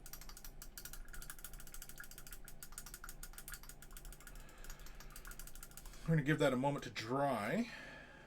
And then we are going to press our luck and see if I can reattach these legs properly.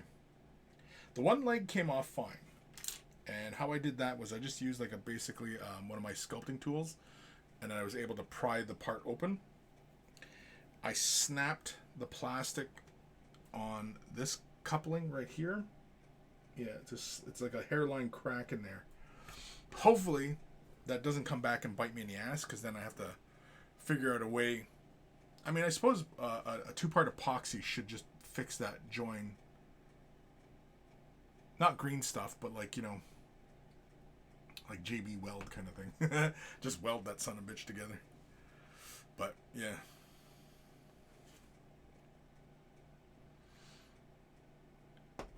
I'm feeling a little impatient. I'm going to use my hairdryer. Because I want to get to the actually messing up my project here. I want to hurry up and mess up my project.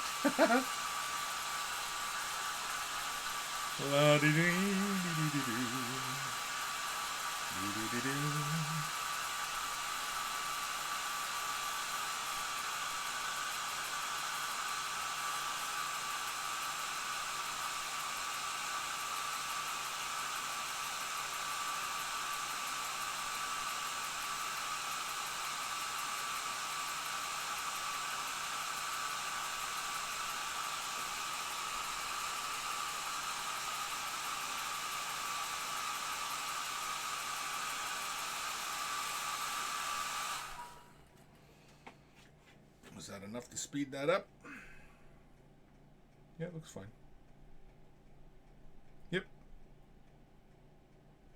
Oh wait, maybe little nooks and crannies. Hard to tell. I'll give it another minute. Let's see here.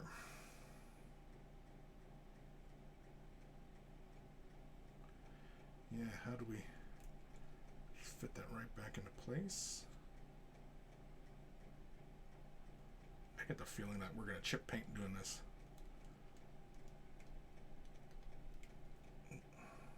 Yeah.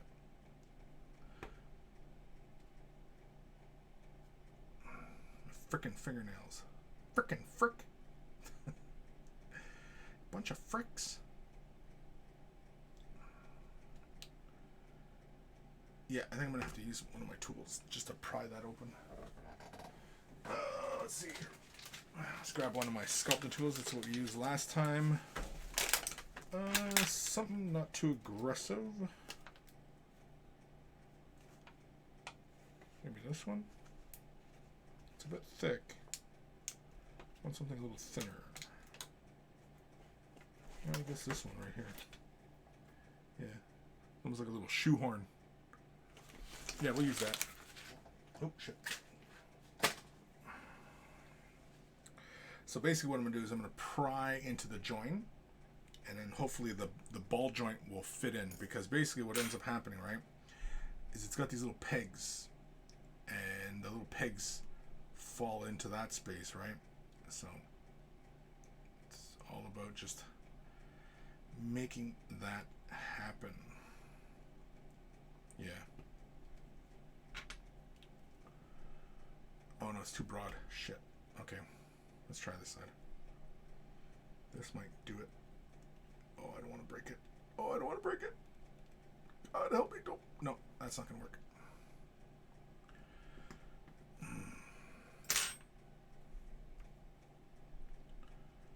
See here. What is the best way to go about this?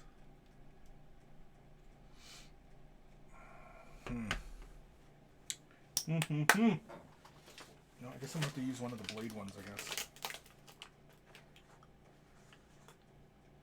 Oh, it feels too thick, though. Actually, maybe this one will do the trick. No, That feels a little thick too.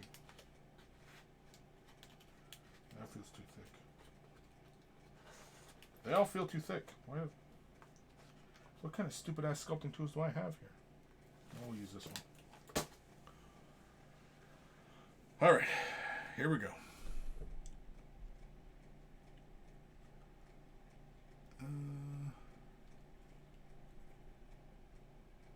No, that's too damn big. I guess maybe we can have it like that, I suppose. Alright.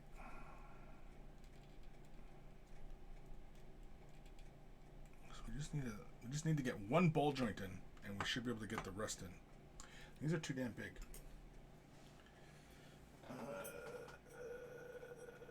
I need narrower. Narrow. Whoop. No, it's too thick. God damn it. That's too thick.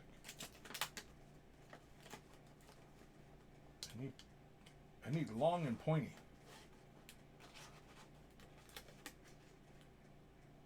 No, that's too broad. Son of a bitch. I'm getting pissed off now. And when you start getting pissed off, you start making mistakes. So, yeah. Don't do it. Because I need to go right there so I can pry that.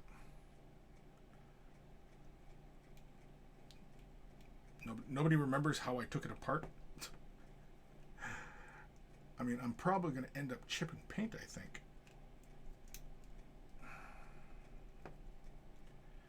Basically, I want it just to, like, turn it into place. What if we change the angle? Oh, fuck. I think the battle damage is going to be real soon enough.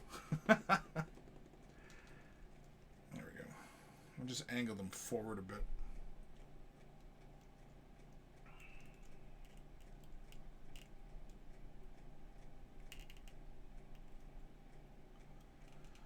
So.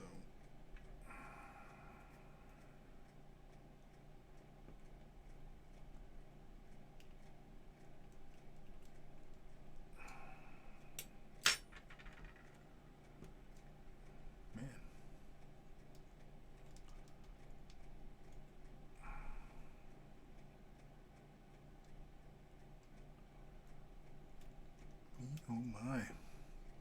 So I hate to like really kind of force it, because that's how I snap the other hinge. I don't want to apply too much pressure, because then my fingers are going to end up wearing the paint off. I mean, I've applied it pretty heavily, but yeah. Already kind of wearing at the corners there.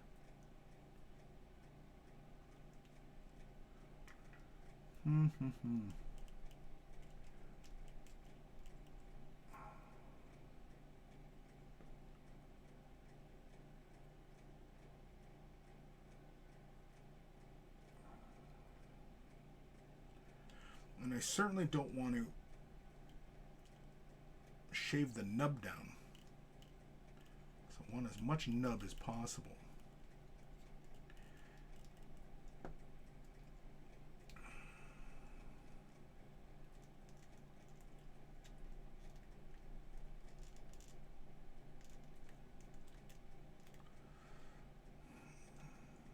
I've got one nub going there. And this one here is not going in. Why? I don't know.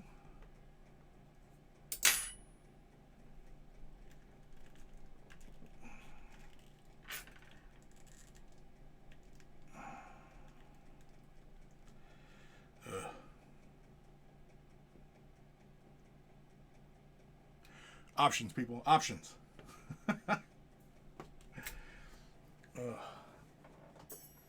It was easier taking it apart because, well, it was bare plastic before, right? Now we got paint on it, and we don't really want to screw the paint job up too much. I need this, and this is kind of hard plastic too. And this is hard plastic. Yeah, this is hard plastic as well.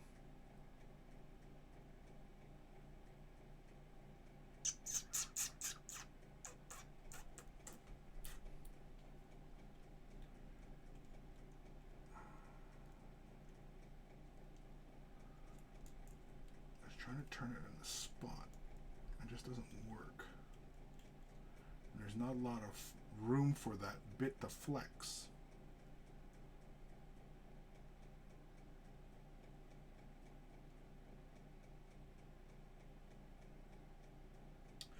Unless, of course, where's my X-Acto blade?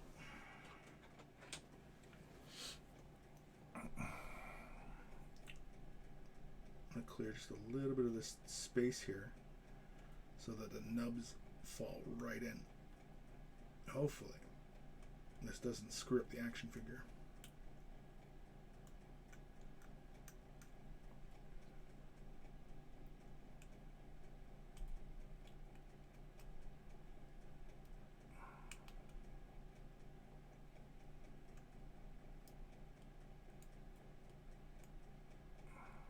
Hopefully. Here's the hoping. So all I'm doing is I'm just clearing out some of this little area where the pins fall into place. You know what? We could probably heat this up too. Let's heat this up. I'm gonna hit it with a hairdryer for a little bit.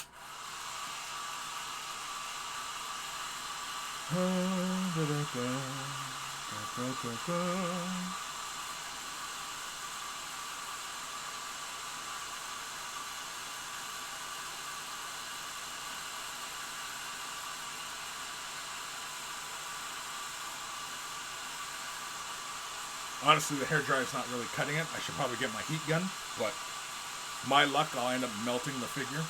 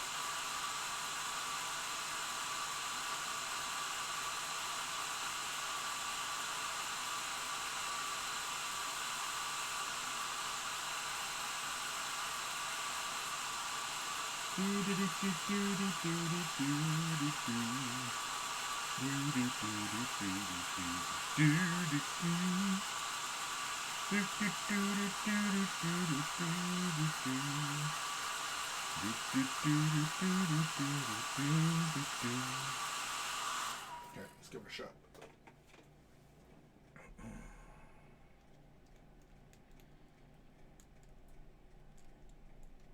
Get in there, you son of a bitch.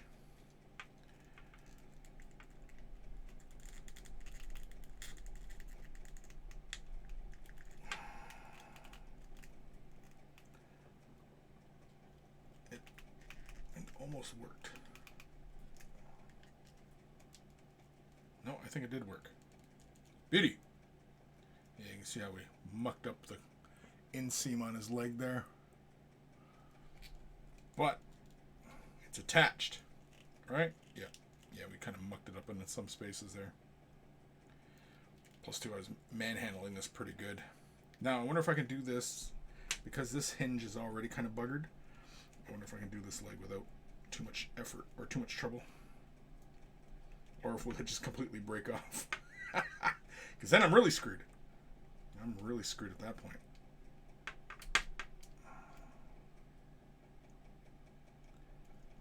No, we better heat it up. Let's give it some warmth.